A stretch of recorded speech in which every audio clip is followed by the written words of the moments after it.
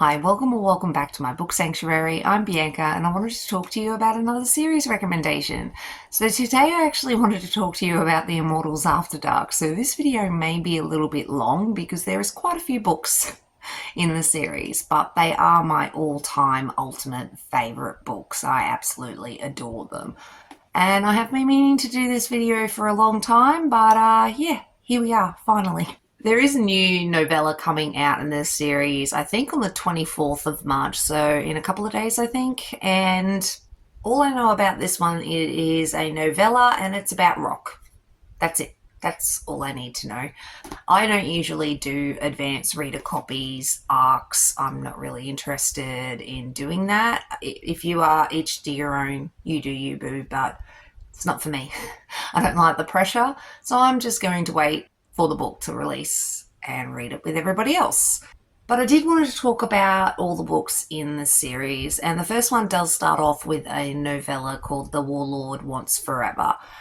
And this one's about Mist and Nikolai, and Nikolai is a Roth brother who is a vampire. And in the Immortals After Dark, the law has heaps of mythical beings and all sorts of creatures and immortal people, creatures, demons, vampires, Valkyrie. There's all sorts. But with this one, Nikolai is a Roth brother who is a turned vampire, and Mist is a mysterious Valkyrie, and they're both currently being held prisoner by some vampires, a different faction of vampires to Nikolai's lot. There's two types of vampires. It's very interesting. Anyway, basically they're being held captive and she bloods him, which basically means she's become his bride and it makes him sexually active, but he can only participate in sex with her.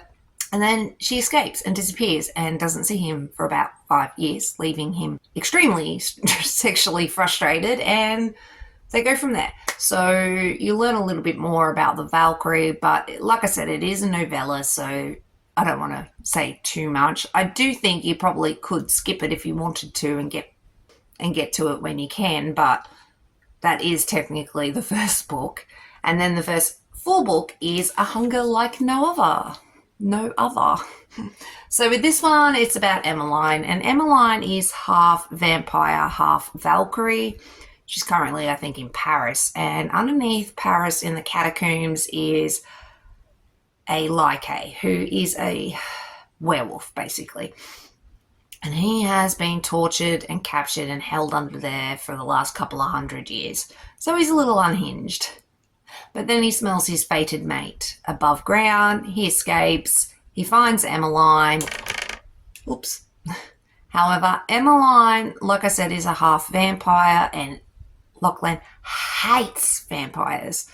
So he treats her like shit. And the way he treats her is not very nice whatsoever.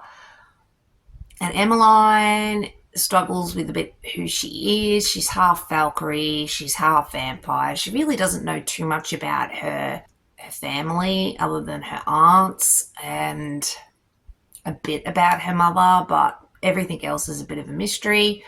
And Emmeline sort of needs to learn to stick up for herself, and Lachlan needs to learn not to treat her so horribly. And I think a lot of people do have a little bit of an issue with Lachlan and the way he treats Emmeline, but I think it's reasonable because, you know, he was captured and tortured from vampires for hundreds of years. He's gone insane, and that's fair. And Emmeline is half vampire, so I can get his hostility. But this is the first book in the series. And then you move on to No Rest for the Wicked, which is actually my all-time favourite book out of the whole series because I actually technically read this one first. It's the first book I ever read of the series. And then I read everybody else. But with this one, Sebastian is a Roth brother again, and he has been hiding out in this castle since he was turned for ever. And Catherine the Cold-Hearted is a Valkyrie, but she hunts vampires, so she's a bit of an assassin. But every once in a while, I think a few hundred years, she participates in this goddess, has this like amazing race competition, and they compete for prizes and whatnot, and it's, you know, to the death in some some situations. I mean, most creatures and people in the lore are immortal, but accidents and things do happen. But with this one, she's basically sent, well, goes to kill him, and then she bloods him. So she is his bride. And she's not impressed, and she decides not to kill him and leaves him. And he wants to find her and stop being this hermit. And so he does. He follows her around the world. It's absolutely amazing. And she obviously enters that like competition, and I think it's called the High from memory. And she is the reigning champion of the High. She is the best of the best. But this year, the competition is a bit harder because Bowen, who is a Lycae, has entered it, and a few others have entered it. And now Sebastian has entered the competition to basically follow Katarina around the world. And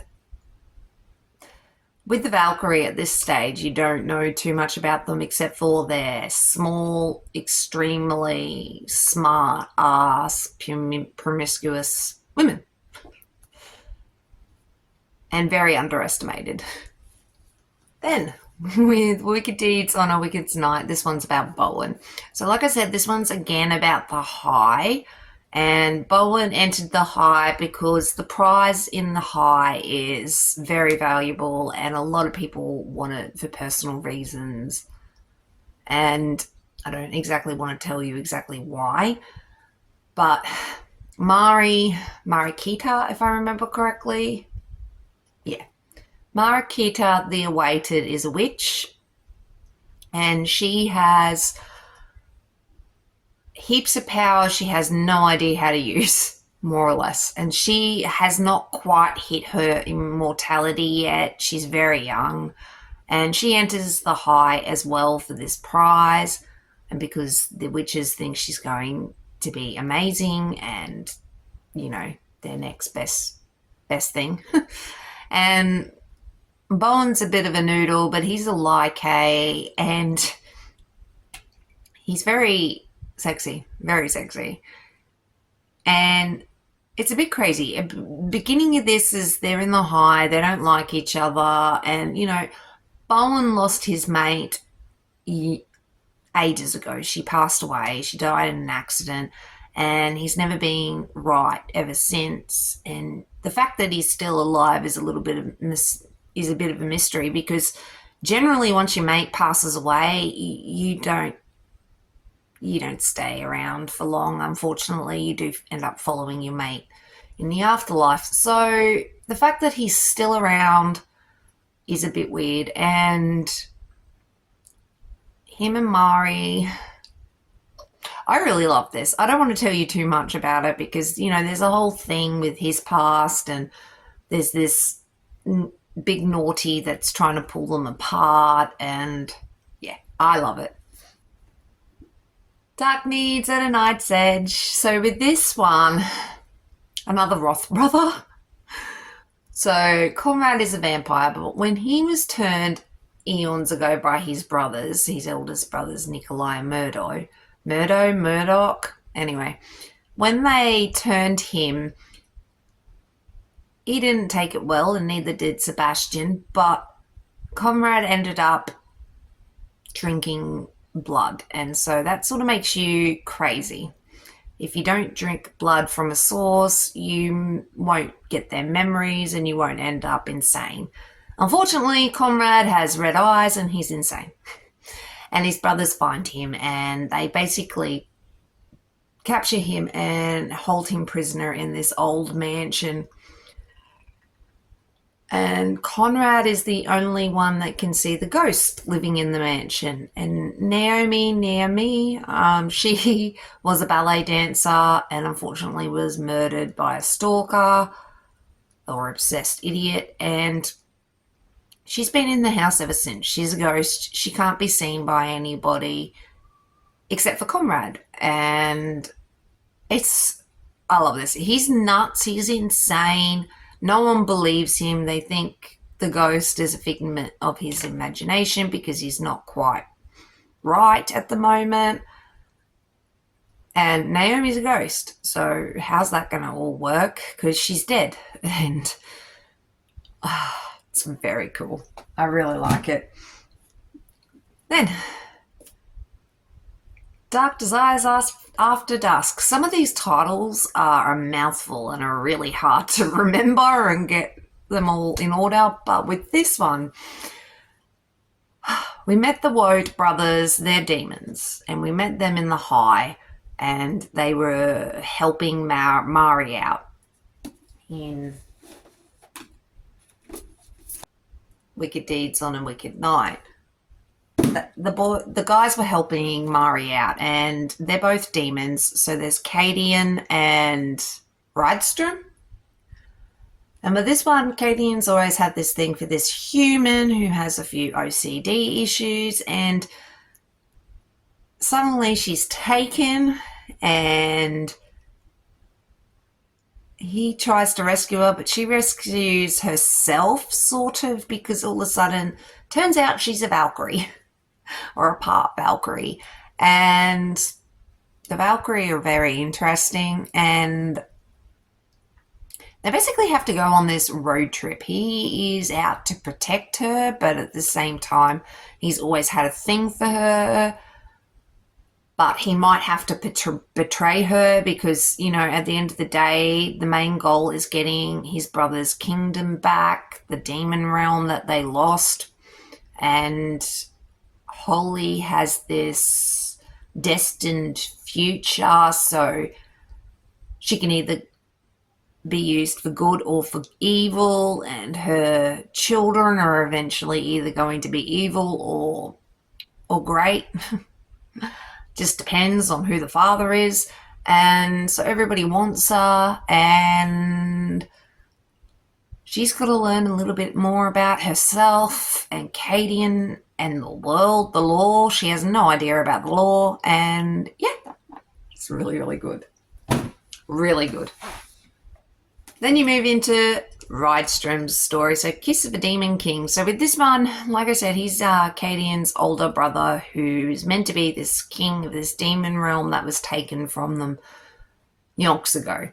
And Sabine is a sorceress of illusions, so she basically does an illusion and she captures him, chains him to a bed. And her whole thing is, if she gets pregnant by him, she'll be able to rule the demon realm that, you know, he lost. But her half-brother or brother ends up currently ruling the kingdom that Rydstrom lost. And he lost the kingdom because of Caden. So Caden's got guilt there. That's why he went on that thing with Holly. And this one, Sabine and Rydstrom are sort of enemies to lovers, and she tortures him. A bit more meets the eye with Sabine, and they're both very intriguing people, and I loved it. I really did. I just don't want to tell you too much because I'll give away everything. Then there's another novella. It's actually part of the Deep Kiss of Winter book thing, anthology, I don't know. Cressy Colt and Gina Showalter have a book each in here, and in this one for Cresley, it's the Deep Kiss of Winter, and I quite liked this. I don't think a lot of people do, but I do. I quite enjoy it. So Murdoch is a Roth brother, another vampire, and with him, he's come across, Danny. Danny is Valkyrie, but she's also part Ice Fae, and so if you touch her, you can't really touch her, pretty much. And there's all sorts of weirdness, and he follows her because she's going to try to destroy her big bad, and it's just nuts. And I think Murdoch is amazing. He's another Roth brother, and I love the Roth brothers. And yeah, Danny and Murdo are really cool. So, Pleasures of a Dark Prince. So with this one, Lucia the Huntress is an archer. She's really good at it. And basically, she was sort of given the talents of her archery because of reasons. And, she's meant to destroy this big bad evil that's going to destroy the world. But things get a little complicated when the Prince of the Lycae gets involved. And Gareth McCreeve, he has sort of been in charge, I believe, if I remember correctly, of the Lycae because his cousin Lachlan is king, but he's been missing for a couple of 100 years. He's now back. But with this one, they have this push and pull because Lucia needs to destroy this big bad evil, but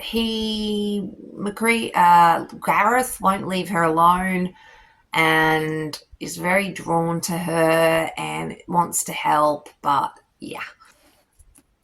I love this. Then there's Demon of the Dark, From the Dark. I will say the series is kind of dark already, but it starts really getting a little bit more darker from here on out. You're introduced to like the island, and it's like this torture place for immortals, and human hunter people are assholes and torture them and treat them absolutely horribly. But Caro is a witch, and she has been captured, and her niece was captured as well. And so basically she's being told that to keep her niece alive, she must do what these guys want. And what they wanted to do is go to this demon realm and find this half demon vampire, and they want to bring him back and manipulate him. And obviously there's complications when she gets there. And she doesn't really tell Malcolm exactly what's going on, so he doesn't overly trust her because, people have been trying to use him for centuries. And, he goes to protect her, but at the same time he's drawn to her. And then there's the whole complication with the island. So there's a lot going on in this one, which then moves over to Regan's story. And this one is very dark. Very dark. So Aiden, he's like this human who runs the island, or is, he's the big bad that all the immortals hate, and he tortures them. Regan's been captured and she's tortured. However, she has memories of Aiden and knows Aiden, because Aiden's a reincarnation of her lost love. And this berserker died, and every time he's sort of come back in the interim, he's continuously died after they've kissed, so she's guarded. But at the same time, Aiden the Fierce, who's now called Declan, is a real bastard. Declan is not nice whatsoever. You thought Lachlan treated Emmeline really crap. He treats Regan worse. A lot worse. And then things start to happen, and yeah, I adore Declan and Regan. They were very, very cute together, and, after everything they ended up going through together, and yeah, it starts to get really crazy there. Which moves on to Lothair. Lothair is everybody's favourite evil vampire. He has been the big bad pretty much for most of the series, and he's a turned vampire with red eyes, so he's also insane, but he's very calculating and very smart. And Ellie, I believe her name was, Ellie is this hillbilly poor girl who unfortunately was possessed by a goddess, I guess. And then she murdered people, so now she's on death row. Poor Ellie, but it wasn't her fault. And Lothair believes that the goddess inside Ellie is his mate. So He gets Ellie out of prison, pretty much, and then they're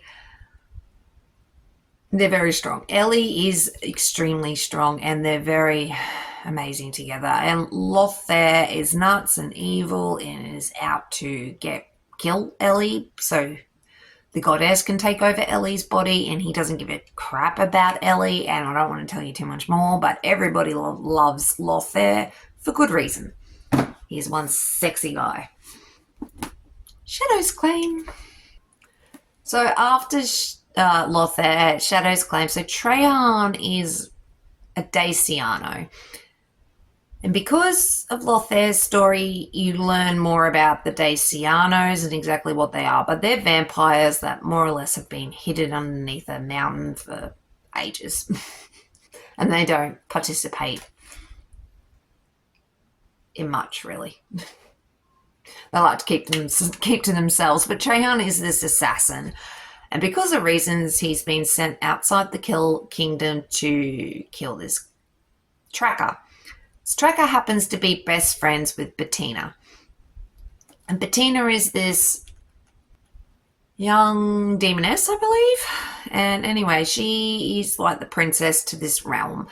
And because of reasons, a competition is going to be held to win her hand in marriage. And from there, they'll become, the king and lord of the demon realm, of this realm. And Trajan had no intention of entering the competition until he finds out that this tracker is entering the competition because he's meant to be, like, he's Bettina's best friend and they're in love. And Trajan realizes pretty quickly who Bettina is to him. He is an amazing fighter, and it's sort of like this gladiator competition for her hand in marriage. It's insane. Absolutely insane. And I loved it. Be careful of McCreeve. It is extremely dark. You realise in maybe the first chapter how dark this actually is.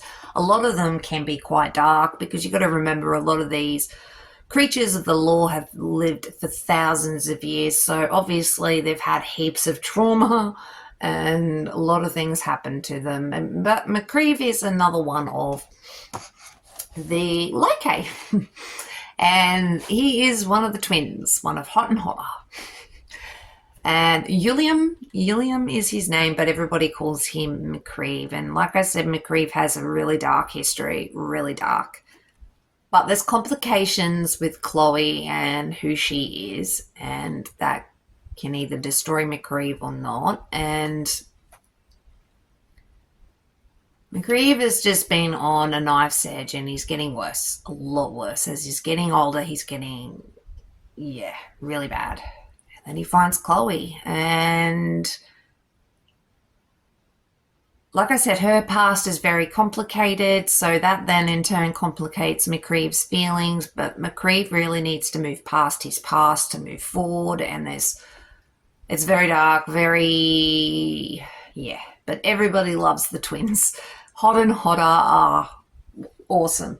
I've made it this far without ever mentioning Nyx, which is amazing, but Nyx is a Valkyrie and she's a soothsayer, so she sees the future, and she pretty much has a part in every book, and she is amazing. But her and Lothair have this weird friendship rivalry thing going on that they have forever, and Nyx plays an important part in this story, and she's getting more important as time goes on.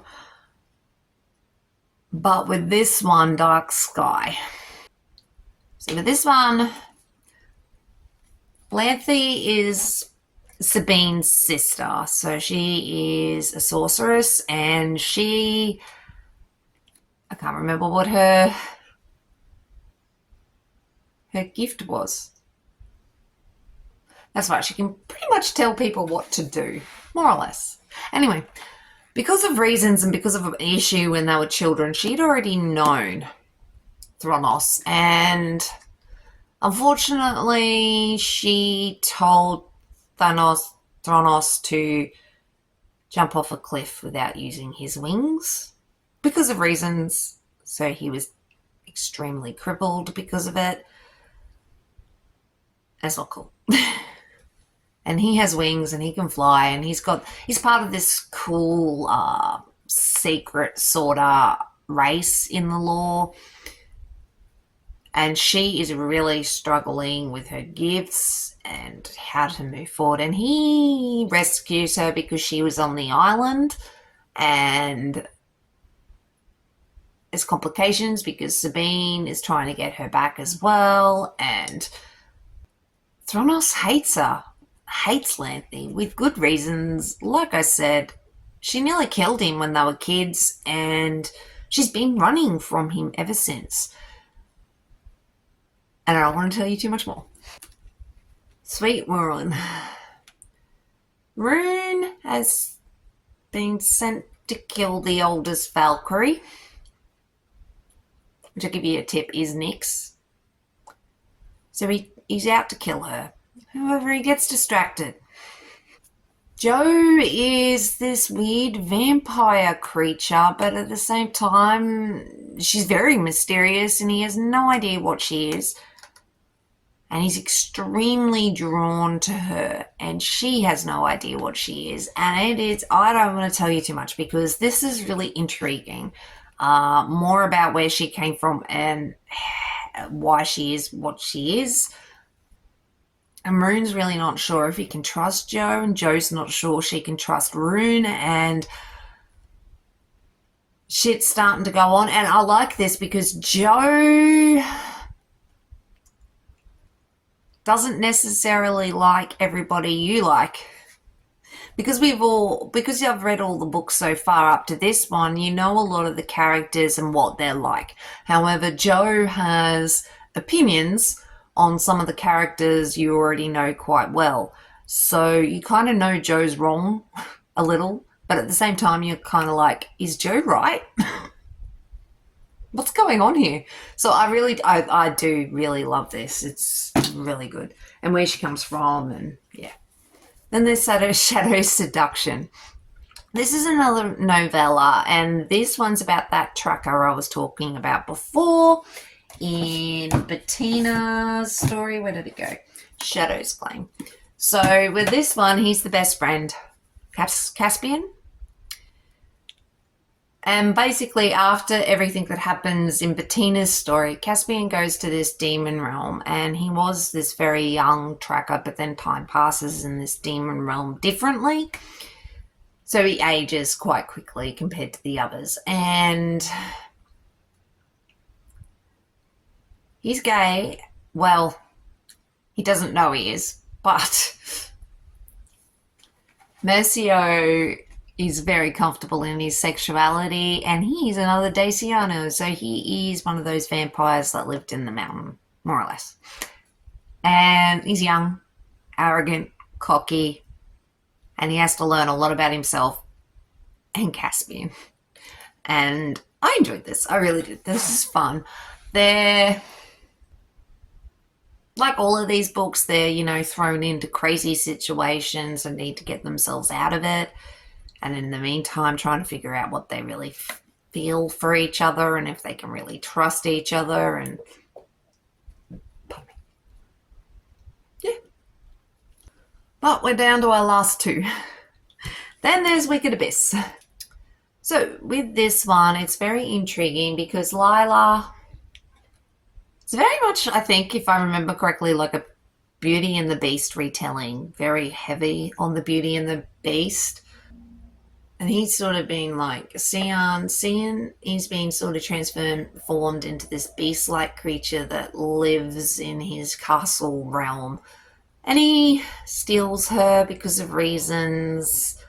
And yeah, there's a lot going on with this because there's more to both of them than you realise at first. And they're very mysterious and you're wondering how they connect with everything. But it is very strongly a bit Beauty and the Beast retelling, but Wicked Abyss. And then the latest one, which we waited very long for, but Munro. Munro is one of the Hot and Hotter twins. He is McCreeve's twin brother. So I do recommend reading McCreeve's story at least before you read Munro, because you'll get more of the story. You'll understand Munro's motivations a bit more. And this one is a crazy one. Munro has been searching for his mate for ever and has never found her. But then these big bad people, evil sorceresses, I think they were sorceresses if I remember correctly, something like that, they find her. But she happens to live in the past,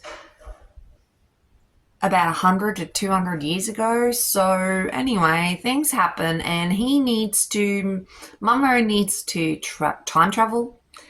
He needs to save her life. He needs to help her protect her from things.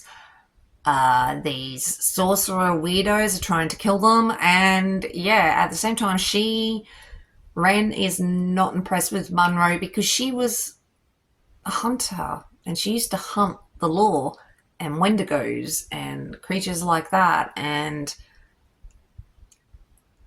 destiny is an extremely interesting thing. And yeah, I don't want to tell you too much more, but Munro is one sexy guy. I mean, he's one of the twins. He's hot and hotter.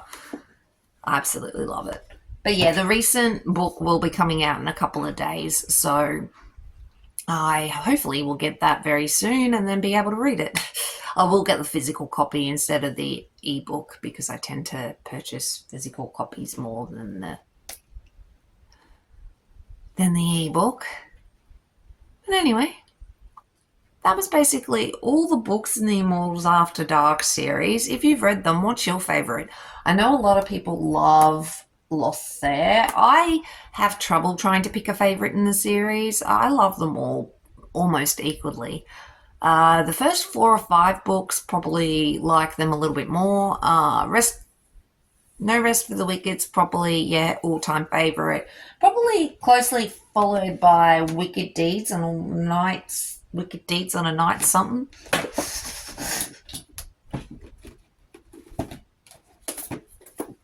Wicked Deeds on a Winter's Night. This one was fun as well, one of my favourites. And Lothair, obviously, because Lothair is Lothair. And yeah, on Cresley Cole's Instagram, I actually picked up this little printout that you can print out for yourself, but it has all her books currently, except for the new novella, listed all here, so you can sort of keep track of what books you've read of hers and what you haven't. She has the Immortals After Dark series, but she's also got a young adult series called the Arcana Chronicles. They're the apocalypse and got a lot to do with tarot cards and stuff. It's really interesting. The McCarrick brothers are historical romance. They're fun. I haven't read them in a very long time. Probably should redo that. And the Game Maker series are sort of, I guess, a little darker. They're mobs. They're darker romances with a bit of issues. And the Sutherland Brothers, which are 2 books. I've only owned one of them, I believe. Yeah, I only own one of them. But I did read them a long, long time ago as well. So I probably need to reread them. I can't remember what they were like. But they were historical shipwreck books, if I remember correctly. More or less. But with the Immortals After Dark, yeah, let me know if you've read them before, if you liked them, which one was your favourite. And yeah, thanks so much for watching. Really do appreciate it. And I shall catch us in the next video. Thanks, guys. Bye.